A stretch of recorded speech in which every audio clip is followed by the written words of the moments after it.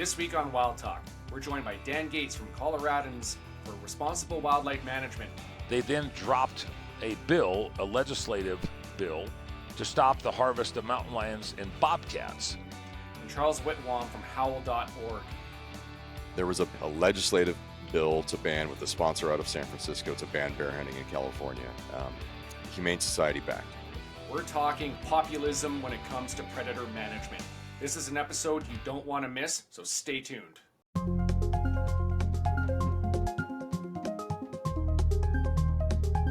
Welcome to another exciting episode of Wild Talk.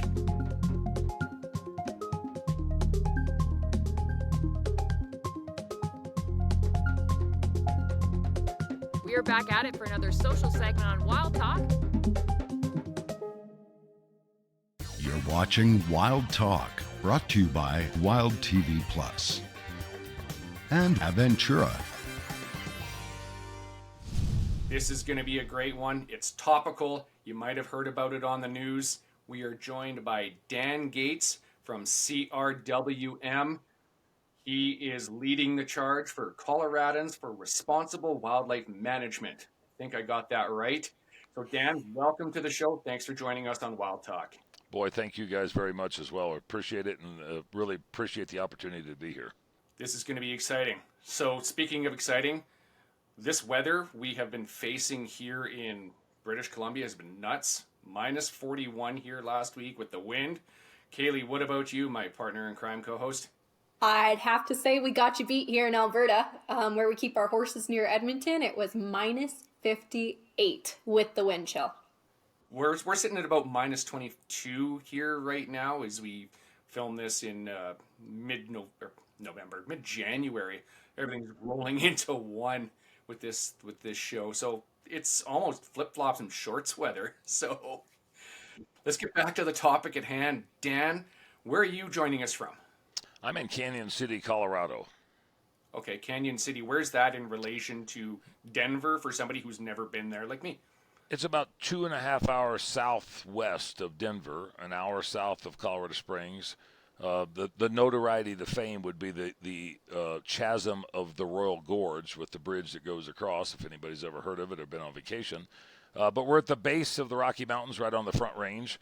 As soon as you leave Canyon, you end up going into the prairies. And then if you traverse north to Denver, it's along the I-25 corridor, which brings us to probably part of our talking points today about the urban voter and where we have to deal with a lot of things, wildlife management and conservation and natural resource wise. Not too far away from Denver, the big city, and yeah, so let's dig right into it and why we've got you here. Let's hear a little bit about what CRWM is. So the Coloradans for Responsible Wildlife Management was an organization that myself and a buddy of mine formulated starting in 2016. And the mission of the organization is to enhance, promote, and defend the North American model of wildlife conservation and responsible wildlife management. We are not a membership organization. Our goal was to provide some sort of relevancy on the landscape and to provide lobbying representation at the Colorado Capitol, which we started in 2018. And we have full-time lobbyists at the Capitol representing the interests of sportsmen and women all across the state from a variety of different sectors. It doesn't matter what method of take or what species or what season they're interested in. We do not do fence pulling. We don't do conservation efforts where we go out and do habitat modifications and restoration. We are members of all of those other acronym groups that everybody is probably members of: Rocky Mountain Elk, National Wild Turkey, Ducks Unlimited. And a plethora of others. You can ask my wife how many magazines we get every month.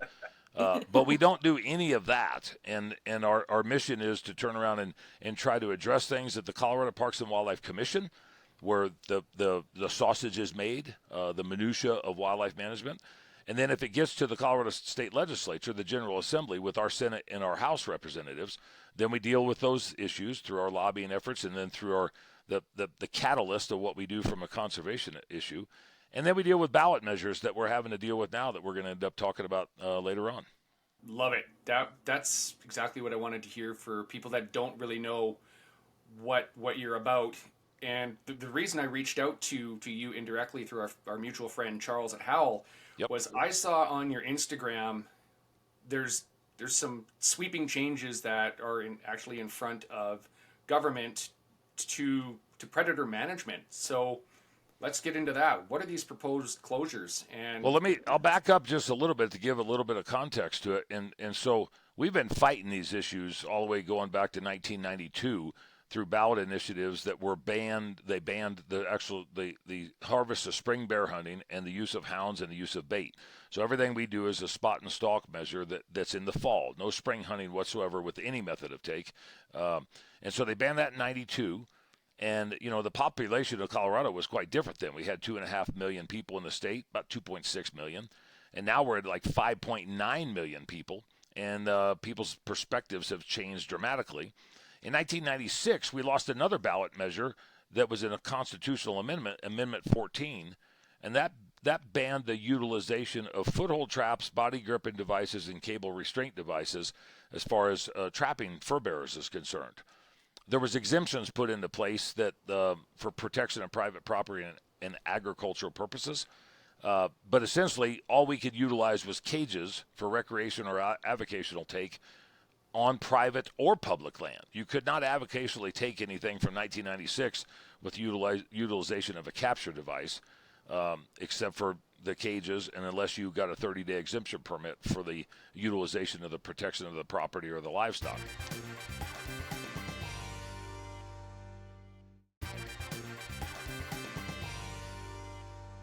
You could not avocationally take anything from 1996 with utilization of a capture device, except for the cages, and unless you got a 30-day exemption permit for the utilization of the protection of the property or the livestock.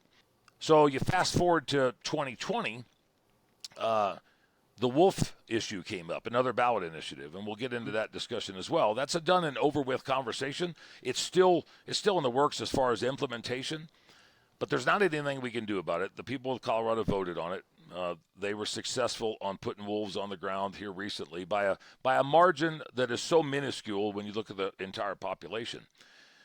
They took the success of that and the momentum of that and built it into something that they were trying to get done starting in 2019. 2019, they proposed to the Colorado Parks and Wildlife Commission to stop the harvest of bobcats completely, straight across the board. The Colorado Trappers and Predator Hunters Association, which I'm also coincidentally the president of, we put up a hell of a fight, and we won at the Colorado Parks and Wildlife Commission 11-0. wow. And the next year, the opponents came back, Wild Earth Guardians and the Humane Society of the United States and Prairie Protection and you name it. They all band together. They're like locusts on a field. And they came back in 2020 during COVID, and we beat them again, 11-0. In 21, they decided to do it again, still during COVID, but they saw that there was almost insurmountable odds because we were so formidable on the landscape for the first two deals that they withdrew and pulled their petition to the commission.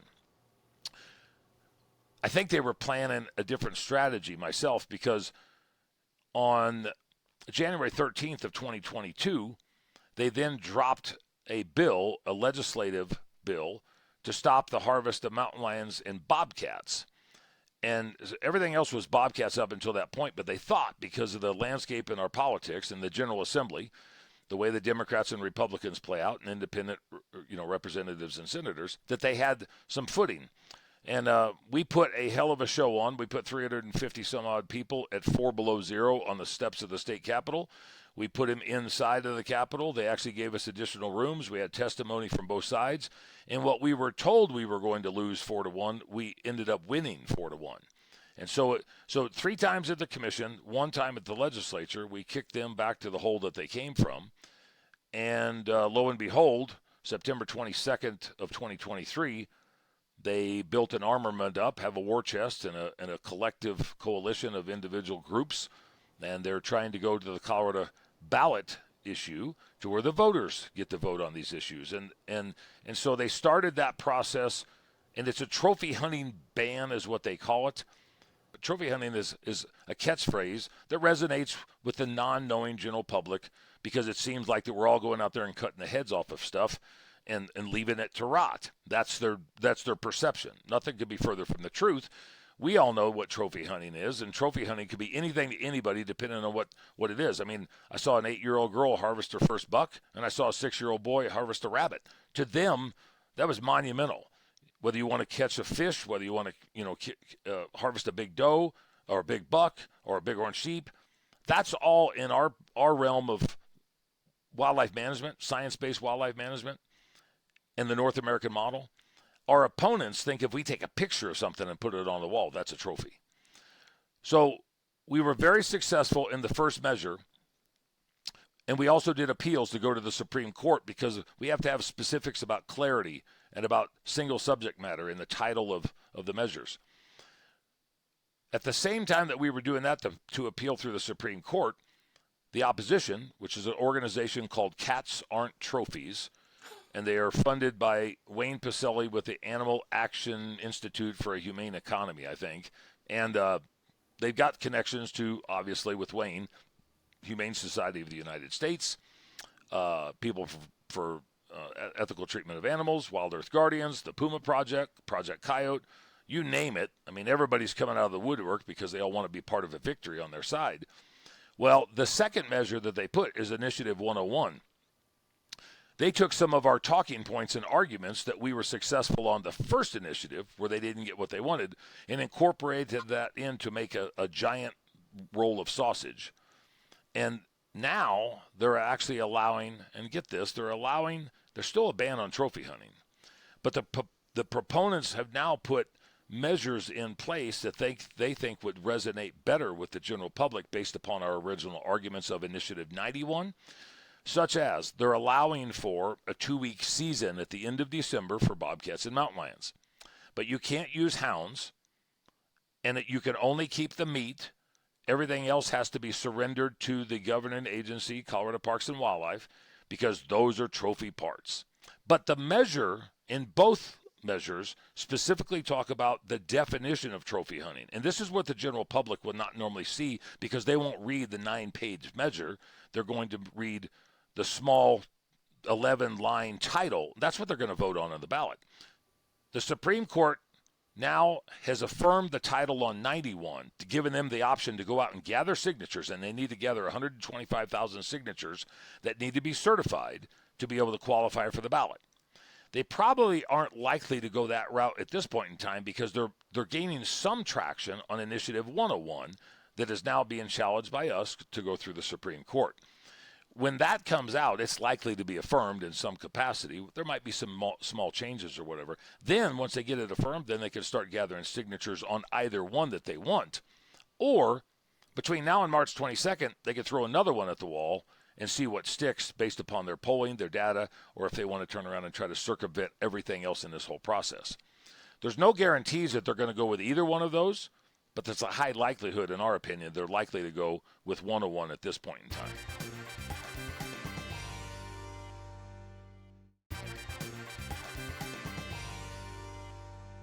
So what made you start using the 7 tenets as a method of reaching out to hunters and non-hunters? Well, and thanks for the question. I mean, the majority of sportsmen as a whole probably don't fully understand the model, even though they might cite it. I support the North American model. But for them to mention 4 or 5 of the tenets would probably be like shooting in the dark and hoping to hit what you're aiming at. But most of those couldn't name the 10 Commandments either. And they darn sure couldn't name their state representative or their senator.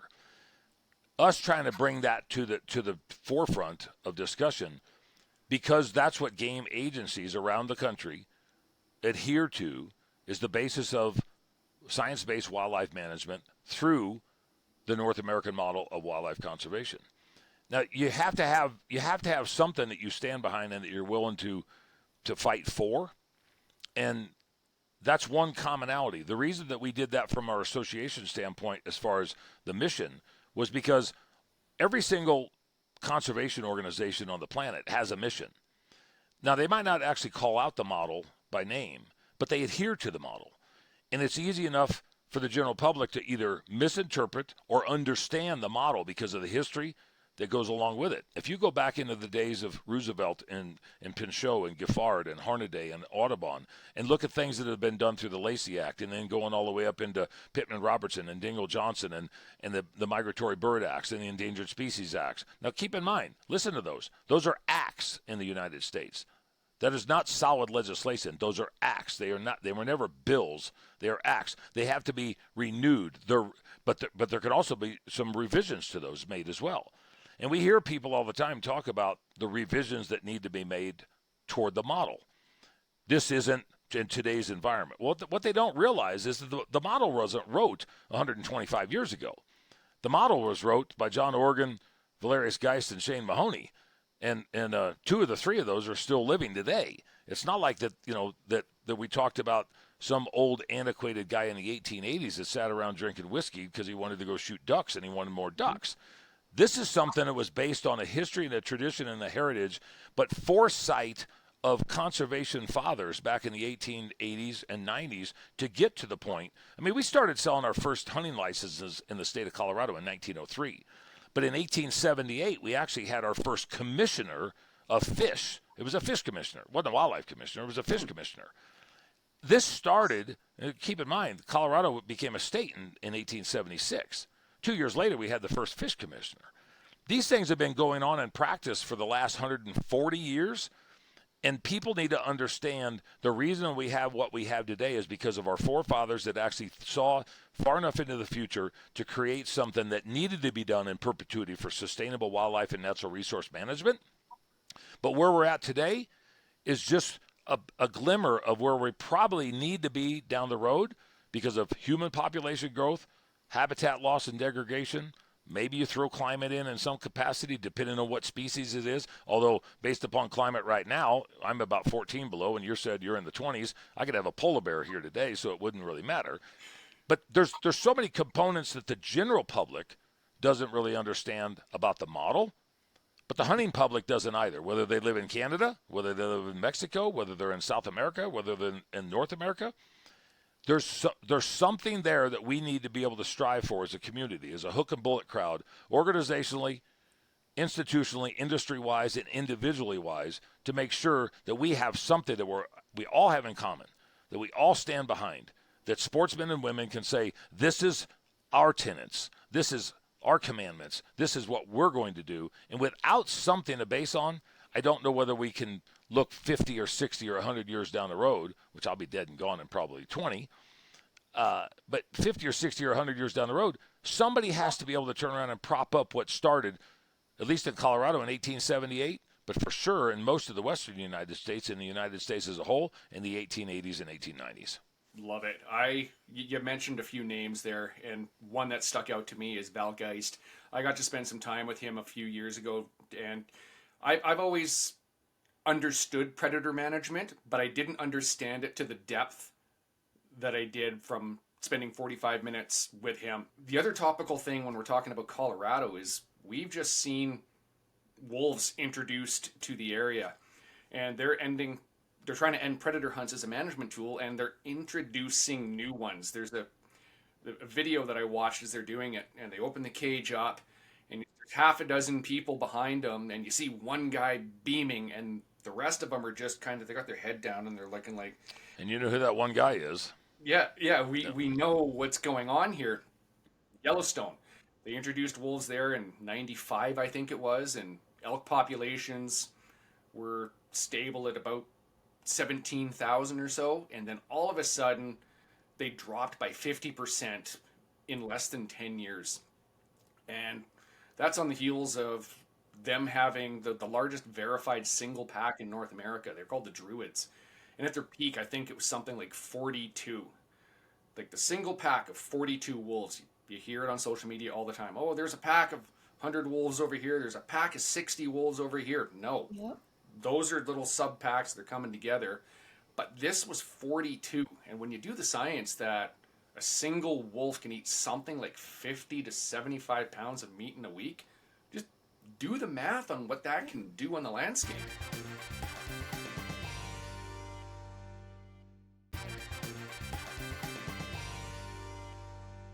What does it look like to the landscape when you don't manage predators with science?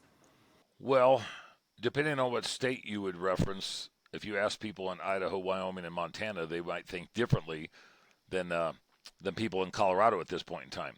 You know, we're the only state that actually had a ballot initiative to let people vote on bringing wolves in. Everybody else kind of got them dumped in a U-Haul trailer and in a semi truck.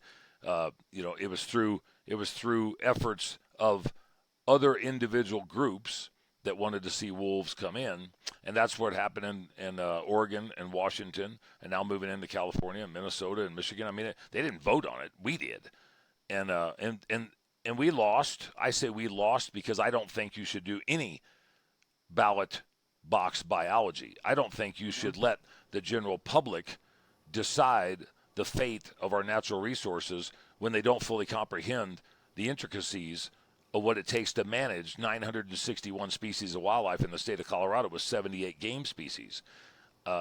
Everybody has an opinion, but I'd like the educated scientists, the ones that are boots on the ground guys. We got 350 scientists in Colorado Parks and Wildlife. They didn't vote for this, and if they did, I would be damn surprised. I mean, I've worked with all of those individuals appropriately over the course of the last, 15, 18, 20 years. It's not that they're against wolves. People need to understand, I'm not necessarily against wolves. I sat on the stakeholder advisory group and was appointed to that to create a management plan for the introduction of wolves after the ballot passed. My perspective is, if wolves come in through natural cycle of attrition, then manage them accordingly and don't pedestalize them, just like I wouldn't pedestalize beavers or pedestalize mountain lions or hummingbirds or anything else. They all have a place in the ecosystem. However, you talk about the science, Kaylee, Idaho, Wyoming, and Montana have less people combined than what Colorado has. Idaho, Wyoming, and Montana in 2021 had 33 million visitors come to their states combined. We had 84 million in Colorado. We've got 5.9 million residents, and at any given time, according to the Office of Demographics, any given time on the landscape in Colorado, there's between 7.9 and 8.5 million people on the landscape at any given time. People just coming and visiting, skiing, driving through, whatever. Idaho, Wyoming, and Montana are not to be compared with what Colorado is.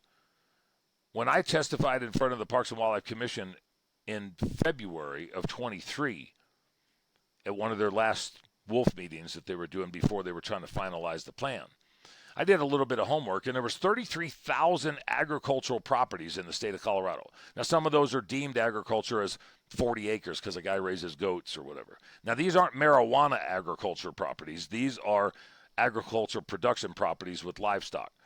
33,000. The state of Montana had 3,300 by itself. There's a big difference on how much agriculture you're going to see into the state. Now, Montana's got a lot bigger spreads overall. We've got big ranches here, but we have a lot of small properties. But we have a hell of a lot of people that I think the science component that you asked, Kaylee, is probably going to play out, but it's going to play out in a manner to where it's going to draw more divide between the urban and rural side of things. The people that voted on this stuff are not going to ever be affected in any way, shape, or form. If wolves do come into downtown Boulder where people voted for stuff, likely Colorado Parks and Wildlife will trap and relocate them to the other locations that they were trying to get them in anyway. Hunters, anglers, trappers, sport shooters, if we all came together, we have the numbers to change the course of wildlife management. And right now it's being managed on emotion, and it's setting up for an ecological disaster. So everybody I just mentioned, if you care about the future of wildlife, you need to engage with your elected officials and enact that positive change. We can do it. We've done it before. Because if we don't, the future of hunting and wildlife it's gone. So Dan, from all of us at Wild TV and Wild Talk, thanks for joining us. We'd love to have you on again after this vote is done for some good news, because I think you're onto something here, and with this movement, we're going to stop things. Thanks again, Dan. Well, I appreciate it very much, and I would like to say real quick, if anybody has any inclination to support something to try to stop them in their tracks, they can go to our website at SaveTheHuntColorado.com. every single dime goes to this fight. And if we can stop them at this fight, we can put them on their heels to where maybe it's not necessarily here, but maybe they don't go to Wyoming, they don't go to Utah, they don't go to New Mexico. They're not going to stop. But if we build the playbook and the roadmap and keep them at bay, we can hold them and create this formidable opposition to the movement that we all think is undeniable, that it's just going to happen because it's going to happen. It's not going to happen if we fight. It's not going to happen if we show up. It's not going to happen if we fund it. SaveTheHuntColorado.com. If you help us with a victory here in Colorado, you can be part of the success, but you can also be part of the plan of what we do for future states and future issues, whether it's in Canada or whether it's in the United States. Yeah, setting up for some continuity here. Couldn't have said it better, Dan. Thanks again. Thank you very much, guys. Appreciate it.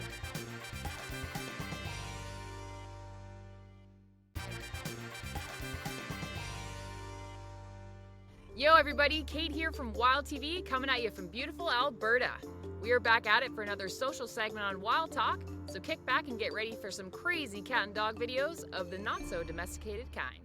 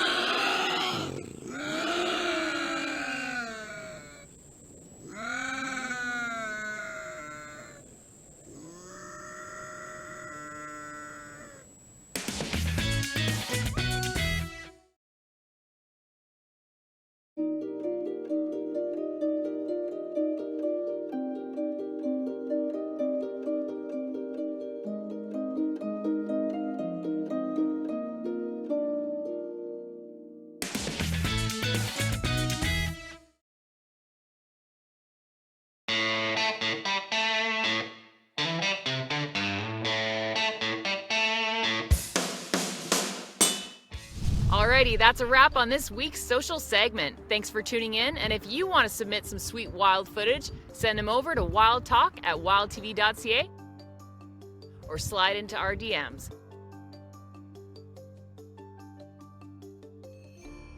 Until next time, friends.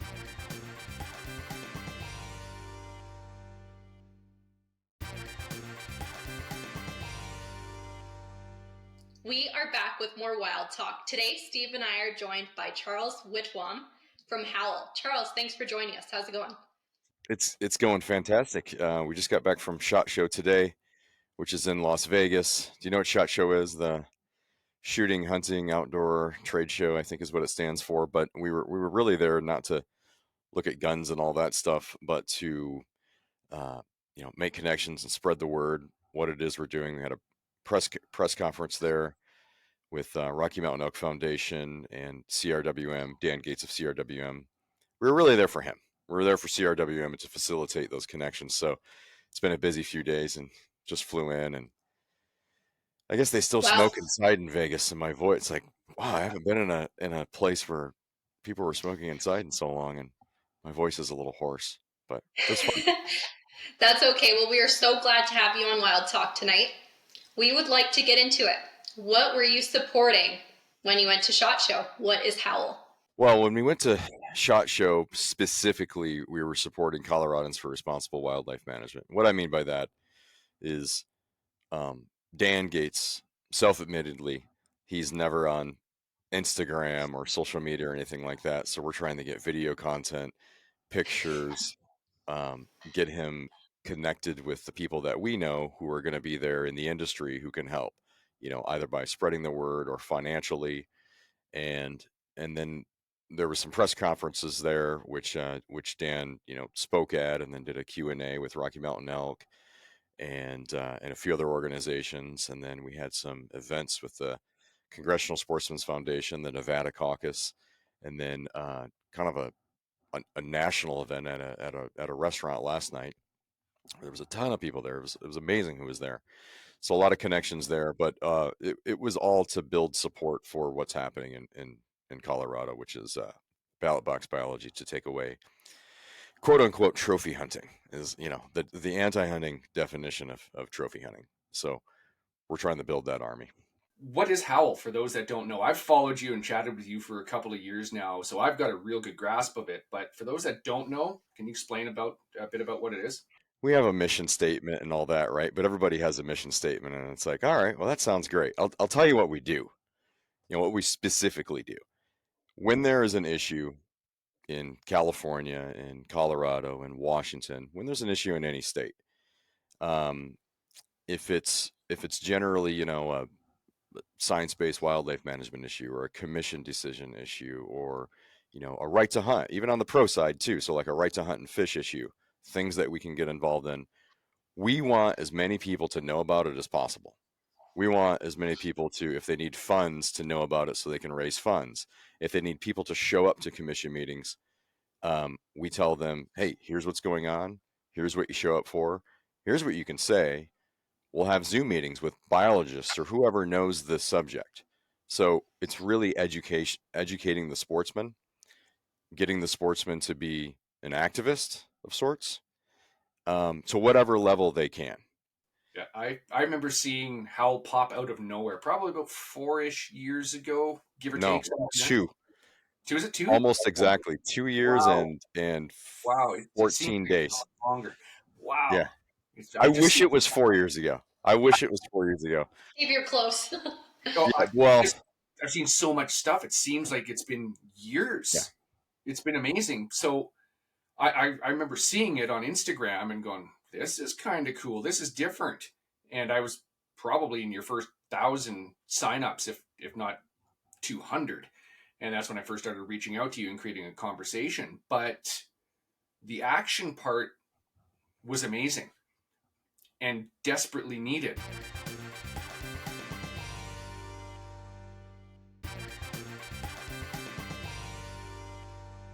What was that catalyst that said, hey, you know what? I need to do something. Was there a ban that was coming up or something that was proposed? But what was that catalyst that said, you know what? I need to take action? There was a bill to ban, a legislative bill to ban, with the sponsor out of San Francisco, to ban bear hunting in California, Humane Society backed. And we found out about it. So this is before HOWL was formed, but this was what really connected the dots. We found out about it in January. I believe it was January. And within 5 days, so I'm like, how come I'm not hearing about this from who I think I should be hearing it from? Like, I'm on Facebook, I'm on Instagram. I'm like, why aren't I hearing about this? Bear ban. What's going on here? So we basically, at the time, it was just John and I called John, my friend John Stallone, and we talked to him about that. And it's like, well, there's change.org and stuff like that. And I'm like, yeah, I know about change, but I guess that's all we got. So let's use change.org. But what we really wanted to do is just, repetitive sharing and getting as many people as possible to concentrate on this issue on Instagram and Facebook, and have the brands and the industry and whoever, is writing articles share what's going on. And that absolutely blew up in 5 days. Like crazy how many people were involved. 30,000 or whatever people signed the change.org thing. Meat Eater was talking about it. Yeah. And That's awesome. the bill, they pulled the bill on day 5 or day 6. And it's 100% due to the other side going, all right, we weren't ready for this. This is going to be a tough battle. There's 82 million of us, something like that, whatever that number is. It's a multi-billion-dollar industry. I mean, I go to SHOT Show and it's like, oh my gosh, that's more of the firearms industry and all that. But still, a lot of those guys would consider themselves sportsmen. A lot of those guys are certainly, hunters and all that. But there's so much money in this industry. There's so many people. We could be an absolute juggernaut if we could get just a fraction of those people involved.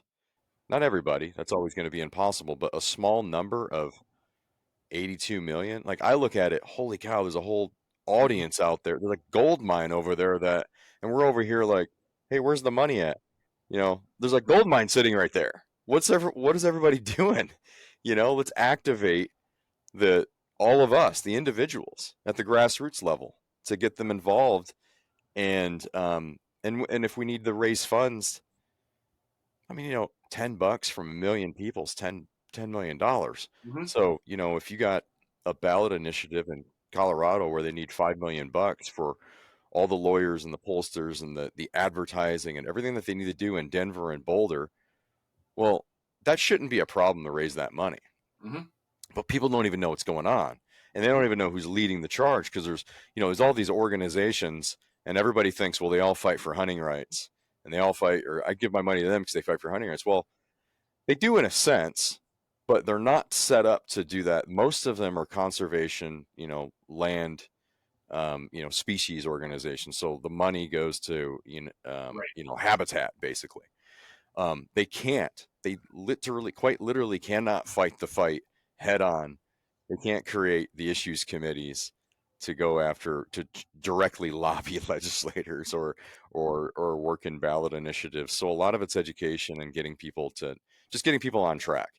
And I think if we do that and we set up those models, we can really organize this as a whole and be a juggernaut. And I don't think whatever the anti-hunting orgs are, I don't think they're that organized, and I don't think they would. I think we win in a fair fight every single time. But we keep showing up to the football game with like a quarterback and maybe an offensive lineman, and it's like, well, that's cool, but where's everyone else?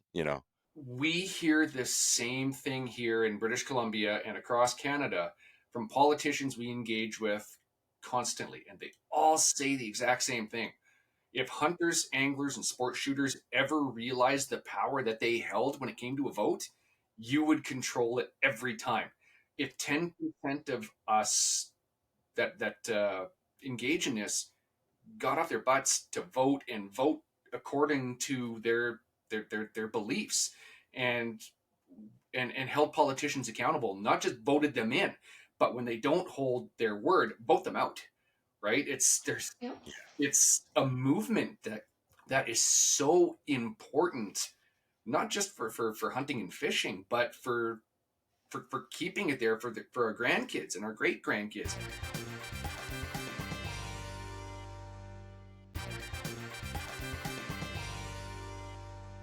So let's try and finish this on a good note here. We've had an amazing conversation. We've talked about the ebb and flows, kind of the way wildlife management goes.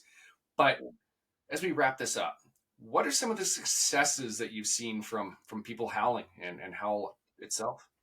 Well, there's a lot. There's a lot of them. We'll start with Colorado, when they at the legislative level, when they tried taking mountain lion and bobcat hunting away at the legislative level. we worked with Dan Gates back then. This was 2 years ago, and all the different organizations. And that was simply emails and rallying people to show up. Like we had a meeting at the Capitol that the Colorado organizations, they organized that, but we helped get out the info.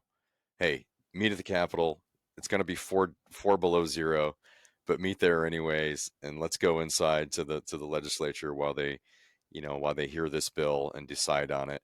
And it was, oh, you're going to lose, 3-1 or what. Anyways, it was 4-0 in our favor. Wow. They brought up the amazing testimony from hunters, specifically. Some of the legislators brought up what they learned about the North American model in the emails. A Wow. lot of those emails were crafted about that. So that was super cool. Mm-hmm.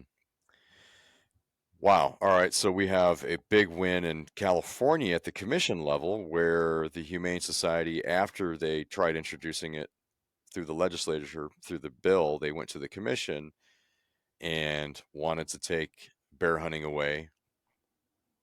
That was a huge effort because we're based in HOWL, or we're based in California. HOWL is based in California. So we had a lot of people either at multiple commission meetings, making calls, Zoom meetings, getting everybody on board, like in the hundreds. We had, I think, 130 people at that one commission meeting, and there was like 6 representatives from the anti-hunting organization, and everybody was super polite. The only outbursts came from the anti-hunters, and the commission in California completely shut them down because they went with the science. I'd honestly have to look at our archived action. There's so many examples. It happens a lot. I mean, for real, a lot. And it's actually, we win more than we lose. I think it's quite a bit more, actually, except in Washington, because it's all been at the commission level, and that commission they are a representation of this rewilding idea, of this new way to look at wildlife. This I don't even really know. They're preservationists. They're calling themselves conservationists, which they're trying to take that word over, which is a whole nother conversation and kind of scary because it confuses me.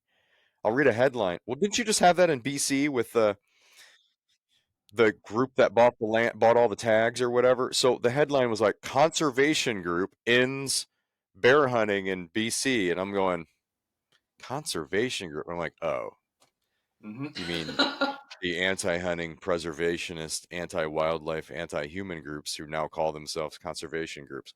Gotcha. That one. But I'm seeing that, like, they've had meetings on that. That's everywhere. We got to start calling ourselves conservationists. Yep. It's everywhere. They sure and no, the people editing magazines or whatever, they're not catching on to that or questioning. And then, but anyway, we've had a lot of those. I mean, tons and tons of those wins. There is a spot on our website, and it shows a lot of them, but it's at the bottom, and it's called previous wins and losses. You can go there and see. It actually has like a banner through it, won or lost, or still in progress or whatever. But there's a lot. I mean, dozens of them. I think if that doesn't motivate our viewers to engage and realize that we are winning more than we are losing when we come together for the sake of wildlife and science-based management, check out howl.org. They do incredible work. And Charles, if we could have 10,000 people just like you that were that motivated, we would own wildlife management based in science across North America. So from Kaylee and I and us at Wild Talk, we'd like to thank you for joining us tonight. Thank you. It's awesome. Thanks for having me on. It's another opportunity to get the message out. So I thank you. You're watching Wild Talk, brought to you by Wild TV Plus and Aventura.